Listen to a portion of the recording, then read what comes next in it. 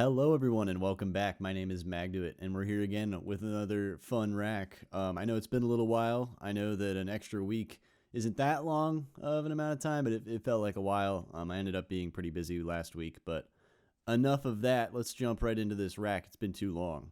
So this week, I have a pretty exciting rack. This is probably the most anticipated rack that I have seen across the board from everyone that I've talked to and interacted with. And this is the Magduit stock Sqwonker. Now, if you're unfamiliar with the term Sqwonker, I will help you understand what that even means. What is a Sqwonker?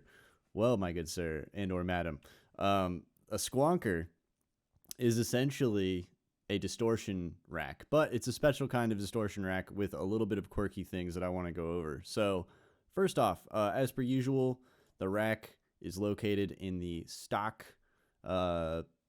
track here. So if you do want to save it, it's just as easy as clicking on the save. I should say save the stock or like default preset. Just click on this little stock channel here and then click this little save button. So let's go into what this sounds like. All right. So first off, let's start with some of the darker stuff. So I made three little ideas here. Two that are kind of like dubstep bass sort of things, and then the other one is still dubstep, but it's more like a color-based thing, utilizing some of the other patches that I put out recently, or racks that I put out recently. So let's go over the heavier stuff first.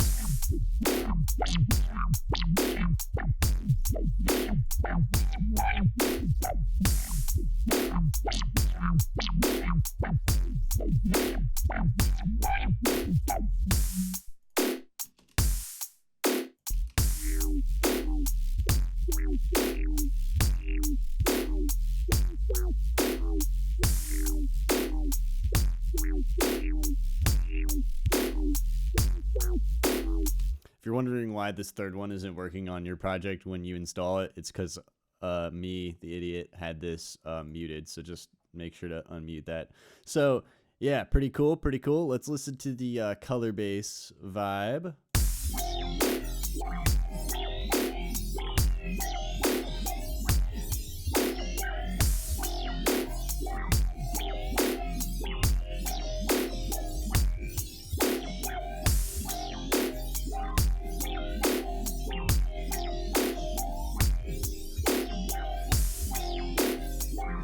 All right, you guys get the idea. So yeah, the Sqwonker, pretty fun.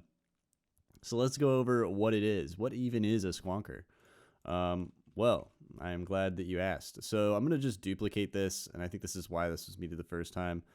Let me delete the automation for this, and let's go ahead and actually, no, we'll leave this the way it is, but let me just kind of try and zero everything out here. Just by double clicking everything, the old double click method, classic, tried and true. All right, so everything is reset. So by default, when you load up a Sqwonker on your track, let's mute the drums for now too. It will sound like this. So there we go. That's what it will sound like by default. So let's go ahead and turn this off, and just so you can hear what it's doing. So immediately the thing that I notice is that there's a lot of loudness, which is the goal. The goal of this is to be a very loud, very fun distortion plugin. So the first thing that it does is obviously just bring up all of the levels of whatever it is that you put into it, especially if it's a bass. A lot of that is with either some level of OTT or limiting. As you can see here, by default, the OTT is at around 50%. So yeah, you can obviously adjust that however you want, but yeah, by default, it's definitely going to be a little bit more on the wet side.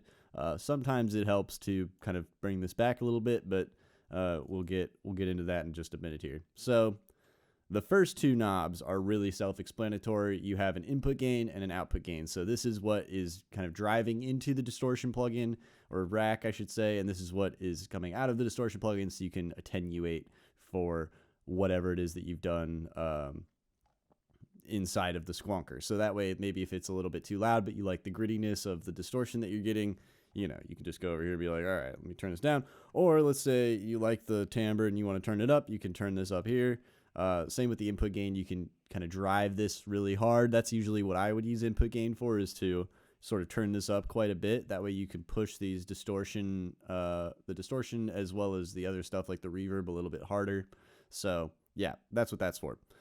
Bass mono, pretty self-explanatory as well. It's just a high pass filter that determines where your bass is being monoed. So anything that is below this frequency is going to be mono. And that is helpful because in the next knob here we have width. So this will let you adjust the width of your bass. This could be helpful for helping it sit better in your mix, giving your bass a little bit more stereo sauce, which I think can be beneficial for making it feel more forward, which is always fun. So the next section here is pretty experimental. Definitely will probably make more iterations of this Sqwonker, but the phaser is something that is new. And I've never actually had this in a Sqwonker before, but I love how watery the phaser is. So I added it in here. And basically what it does is when we get to these two knobs, which are pretty much the main two knobs of the Sqwonker, you'll understand more about what this does. But long story short, it adds a phaser to the Sqwonk knob. Now, the Sqwonk knob is a low-pass filter, and I'm going to go into that in just a second here. But let me just show you what I mean in just a second, actually. Let me go back to this. We'll come back to the phaser. But basically, you have a phaser mix and a phaser spread, and I'll show you what that does soon. So vibrato, this is a pretty fun knob. Another one that I don't think has ever been in a previous version of the Sqwonker for people who know what this is. But vibrato, the way this one works is all the way to the left is off. You can actually tell down here in the notes if I wasn't here. Hi. If I wasn't here, just where I am, there's like notes on this specific knob to help you remember that if it's all the way to the left, it's off. And then as you turn it up, what ends up happening is you're slowly increasing the amount that it's vibratoing, but also the rate at which it's vibratoing. So all the way up would be full wet vibrato, really fast rate. All right, so dry wet knob, pretty self-explanatory, just alternates between the dry signal and the wet signal, so that way you can get a little bit of parallel distortion going, which is always fun. So I kind of wanted to rush through these. They're all pretty simple except the phaser, which I will come back to, but these are all more or less straightforward, similar to a lot of the other racks that I've already put out. These next two knobs I think are where things get a little bit exciting. So the morph knob is essentially a handmade morph EQ. Now, morph EQ, if you guys don't know what that is a plugin designed from Minimal Audio that essentially lets you create all kinds of really weird, peaky, filtery stuff with ease. Now, normally that would take a really long time to create something like that inside of a EQ, inside of like EQ8, for example. So what I did is I took the liberty of just painstakingly creating some shapes that emulate the morph EQ. Now, the thing that is, I'll say special about this morph knob in comparison to a morph EQ is it is a little bit less smooth, but for my use case and what I use the Sqwonker for, that's okay, because a lot of the time when I'm using the morph knob, I'm actually kind of leaving it where it is a lot of the time. So like during a phrase of a bass, I won't be moving this around. I'll kind of have it in one area, and then maybe during the next phrase, I will jump it to another area. So it'll be more of like a sample and hold kind of knob rather than something where you have just this smooth movement going around as something is playing. But that's just my own use case. If you think you can get it to flex in the way that I was just talking about, then by all means try. But yeah, so the morph knob is going to add some filteriness. So let's go ahead and just see what that sounds like.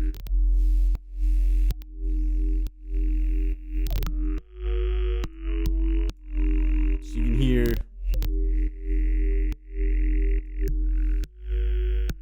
how it's adding almost like a voweliness to whatever it is that you're putting through it. So it's very subtle, but that's all that you really need when you're about to be distorting it, which we'll get into very shortly. And I'll show you the use case of that. The Sqwonk knob.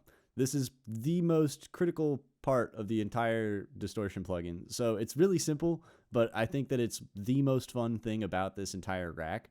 So the idea of the Sqwonker when I first came up with this was I wanted to create LFO basses, but make them feel more human.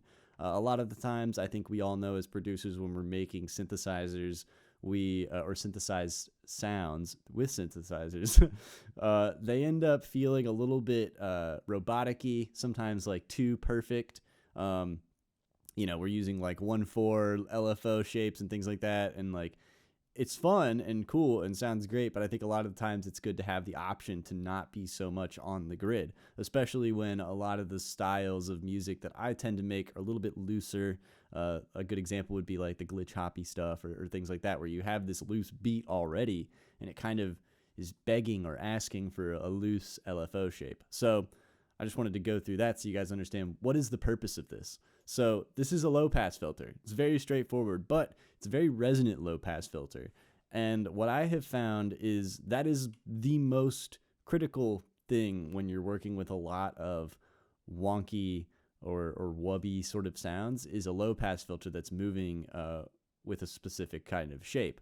Now in this case scenario, the idea of the Sqwonk knob is this is meant to be played with live. So while you're playing your song, the goal of this would be to record automation. Either if you have a MIDI pad, you can obviously link it to that.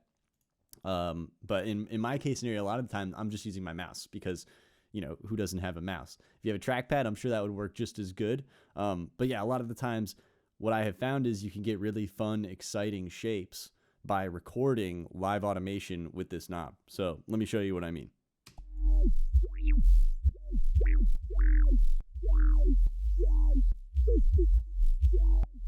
So you see it's like very, very straightforward. All I'm doing is I'm using my mouse here.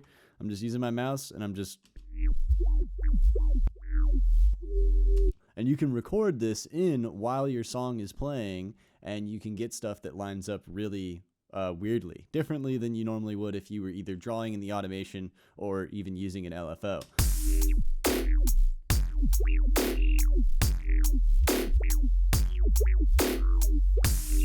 And what I love about that is it's so human. Like it's just like it's like you're playing a piano, but instead making weird wonky sub basses. That's why I called it the Sqwonker. But anyway, that is the most important knob of this entire distortion plugin. I will show you how that integrates into everything else very shortly. But yeah, that's really all it is. It is an LFO, or sorry, a low pass filter. There we go. But very resonant and meant to be played with. So the next thing is a shifter. Now this is going to be used in very specific use cases. I included this because at times I have included a shifter in some of my sound design projects. And what I have found is at very low rates. Now I did allow people to go to extremes here because why not? But most of the time I will find myself sitting around, -10 to +10 hertz. And in that range, you'll notice that there's a lot of weirdness that starts to happen, usually phasing, but it sounds good. If it's intentional phasing, it actually will sound really interesting while you're creating the sound. So yeah, like you can see what I'm saying. It's very simple, but I think it adds a lot of fun movement, that LFO feeling, but at a more fixed rate, but still not at any specific tempo or, it's not synced to your project. It's still a hertz value. So it's something that can still be loose and free. But yeah, so let me turn that off for now. Another thing is, once again, where I am located, there's a little note that'll tell you if it's all the way to the left, it's off. So at -200 here, it's off. So by default, it will be off, but you can turn that on by just slowly bringing it up. And it's kind of like an on-off thing. It's not like there's a wetness to it. So as soon as you move it past 200 to 199 or 198, it's turned on. So yeah, then we got a reverb. The reverb is fun because a lot of the times I have noticed, even in my past, I have strayed away from using a reverb in a bass sound design session because, how many people have told you not to put reverb on bass? But what I have found is that a very light reverb can actually create a really nice feeling of width and space for the bass to sit in that is almost not noticed, especially if you're using it before this distortion, which it is in this rack. So what ends up happening is you actually end up distorting the reverb a little bit, and I will show you what that sounds like. So you can hear on those tails now, you have this little bit of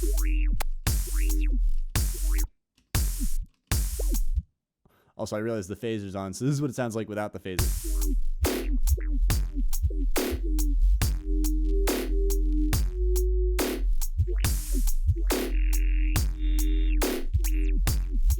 You can see how it gets a little bit wetter there. I wanted to just show you guys that. I forgot we were going to come back to that. So, but yeah, the reverb adds a lot of width, a lot of space, but it's almost unnoticeable because of how short and small it is. And yeah, very cool tool, really fun to put on basses. I almost do this, I shouldn't say all the time, but I do this majority of the time now because I have found that it really makes your bass just feel, once again, more forward, more just at the forefront of everything else in the mix, because once again, it's taking up more of that frequency spectrum. More, it's like more is better in the case of a LFO bass like this, I would say. But yeah, then we got a saturate mode. So this is a fun thing that I made. So I usually use very specific types of saturation when I'm using this. This is all stuff that you can go in and affect or change yourself. And you can even go in and sort of reverse engineer if you so choose to just see what I'm doing here. But essentially, I created a bunch of different distortion setups that I think sound really good inside of the Sqwonker. And essentially, it's just turning on and off some of these modules and combining some of them and things like that to create unique and fun distortion. And a lot of the times, if people don't really understand how to use distortion very well, this can be a good way of just getting you started on the path to a distorted bass, because it's really fun to distort things. So yeah, let's go ahead and just listen to some of these. Let me just turn up the squonk so we can hear.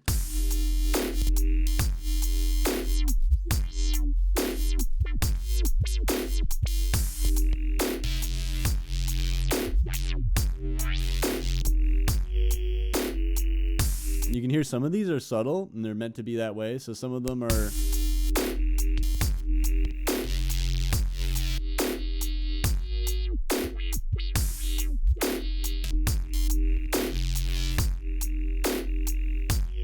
like this one you can barely hear, but in a situation like this, this is where I think the input and output gains can be fun. So I wanted to obviously add some really heavy, hard-hitting distortion sounds that are like reduxed and things like that. But a lot of them I have found end up sounding better if you kind of work that into the original timbre of your sound. So like, for example, if I wanted more high-frequency content, I would start off with a square wave. But if I wanted a more smooth content, maybe I should start off with a sine wave and then add the higher frequency content later on with the distortion. And that's what the idea of this knob is. So that way you have lots of control over what kind of distortion you want. There's lots of options. And yeah, you can use these input and output gains to push these distortions harder if you want. So if I kind of match these two, see, now you can start to hear that distortion, like,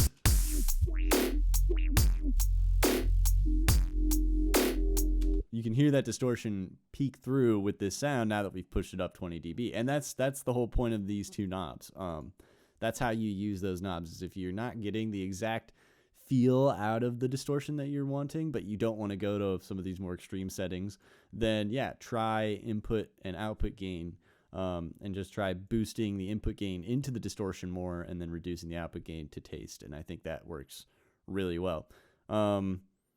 Yeah, so that's what that knob is for. The next knob, really straightforward but always useful, is an OTT mix knob. So sometimes you don't want any OTT, and that's good. Sometimes you want a lot of OTT. Usually I will set this at around either halfway or maybe a third. That's usually like my sweet spot. But, you know, a lot of the times that's not what you need. Sometimes what you need is 100% OTT and just maybe even duplicate. No, I'm just kidding. But yeah, you get what I'm saying. OTT is always great. It's a good way to bring up a lot of those hidden kind of timbres, especially when you're using a reverb. So sometimes what I'll find the OTT does is it will help bring up the sound of the reverb in whatever it is that you're putting through. It also brings up some of that distortion noise. So if you have...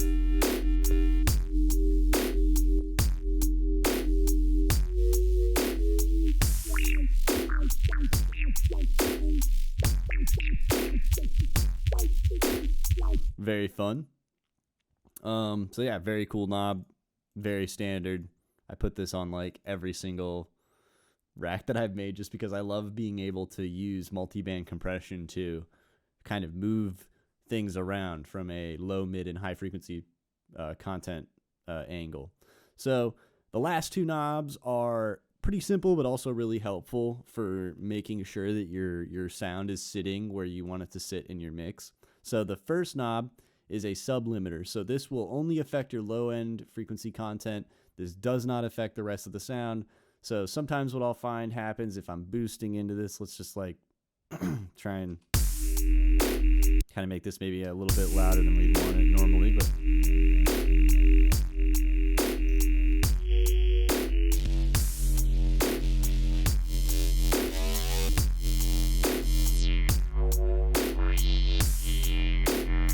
okay, cool. So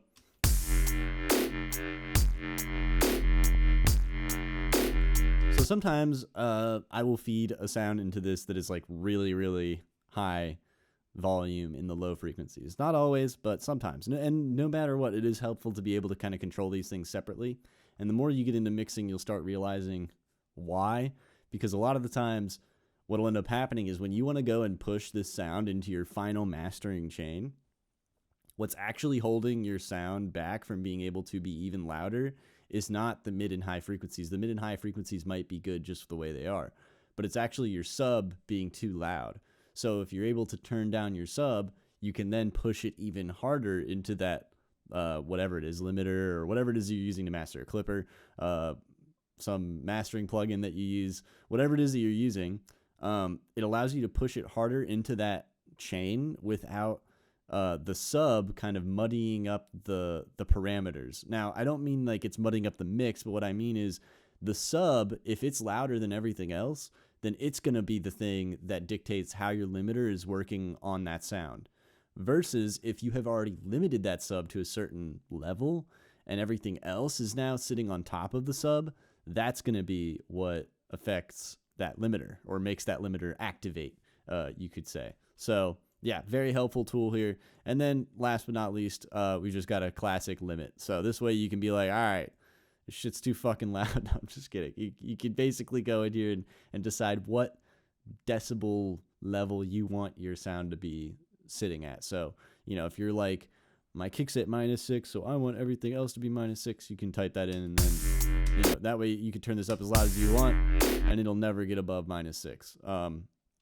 So yeah, all of those can be helpful. Just keep in mind that the limiter actually does not affect the dry signal. So that's just the one thing I do want to throw in here, is that if you do some of this multi-band, or not multi-band, but parallel kind of processing, just remember that it's not going to affect the dry signal. But at the same time, the input gain isn't going to affect the dry signal either. So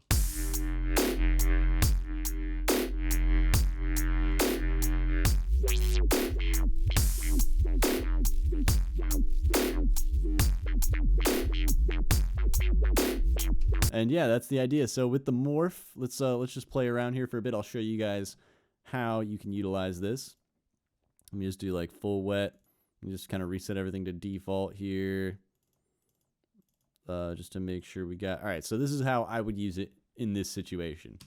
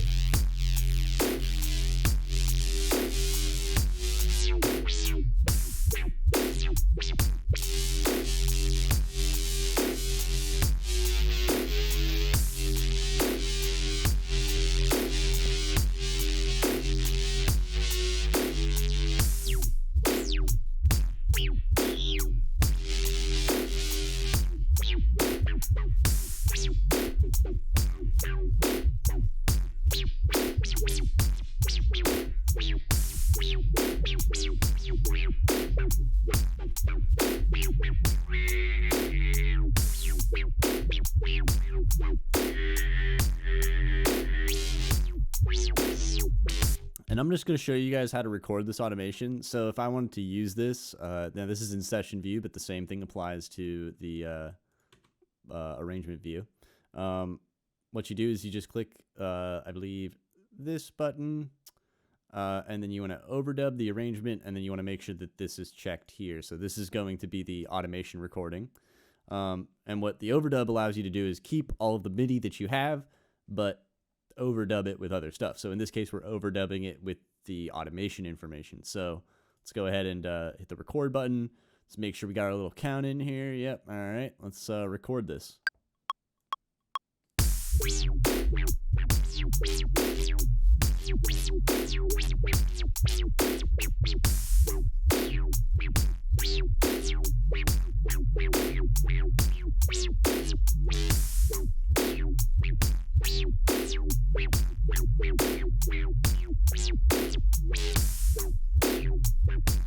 And then once you have the squonk set up, like, then you can kind of mess around with everything else while it's already set up. So that can be helpful, just because a lot of the times the way the reverb sounds, the way all these things sound together, it's hard to know exactly how they'll sound with movement until there is movement. So obviously now that we have the movement there, we can explore.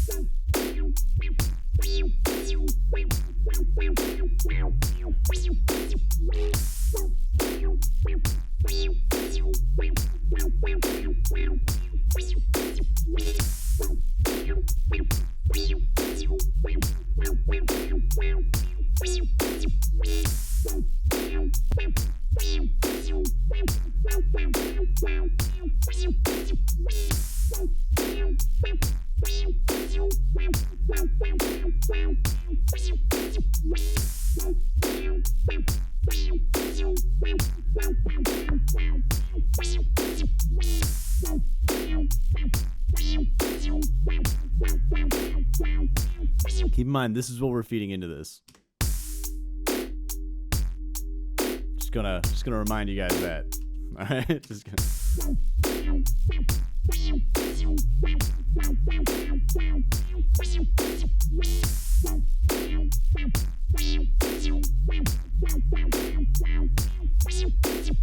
And yeah, it's definitely going to change a lot based on what you're feeding into it.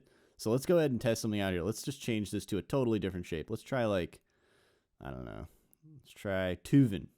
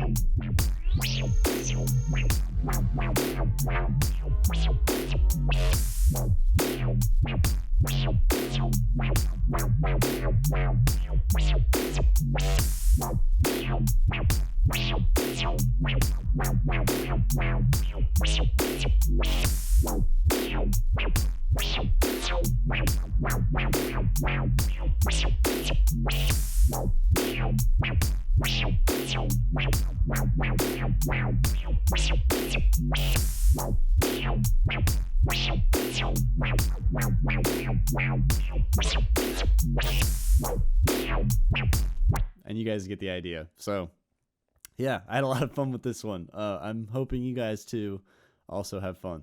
The Sqwonker. Get it now. It's free. It's on my Patreon. Please like, subscribe, comment, do all that fun stuff. Please send me all the cool stuff that you make with this wonderful tool. It's something that I've been really passionate about, and I look forward to seeing how other people can take advantage of such a fun little thing. So yeah. Until next time, thank you guys for being patient with me. I hope this makes up for my lack of video last week.